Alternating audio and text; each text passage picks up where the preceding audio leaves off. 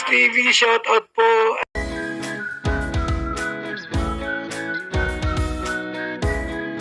Isang mapagpalang araw po sa inyong lahat mga kalingap, maligayang pagbabalik sa aking YouTube channel Reacts TV.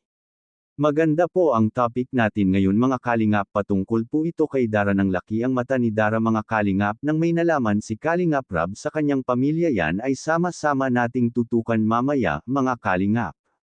Pero bago ang lahat, paalala. Tapusin mo muna ang video para malaman mo mga kalingap kung ano ang nilalaman nito bago mag-comment.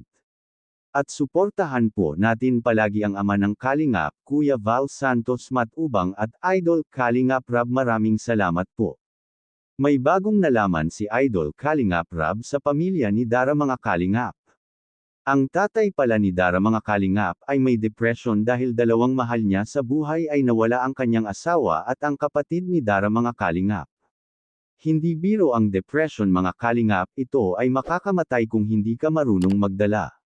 Kaya pala ay umalis ang tatay ni Dara mga kalingap, pumunta ng Samar, doon nagtrabaho. Ngayon mga kalingap, muli na namang magbalik sa dati na si Bea at Dara naman ang may one sa bahay, sila naman wala ng kasama. Grabe, kawawa naman po ang dalawa mga kalingap. Pero good news pa rin dahil maging vlogger na po si Dara mga kalingap at malaking tulong na po ito sa kanyang pag-aaral kung maging ganap na vlogger si Dara mga kalingap, dahil maraming nagmamahal kay Dara at marami ring solid na taga-suporta, lalo na ang Kalingap abroad. Yan po ay makikita natin sa video. Simula din po kasing nawala si mama. Parang wala na din po. Wala, parang Saka simula na si mama, di na ba kayo maging nabuo? Di hindi na? na din po. Tapos si Papa po. grabe. Tapos si Papa po, meron lang pa pong nagka-depression na din po siya. Nagkaroon siya ng depression. Nung nasabi nga niya, ano? Kasi po isang buwan po, dalawang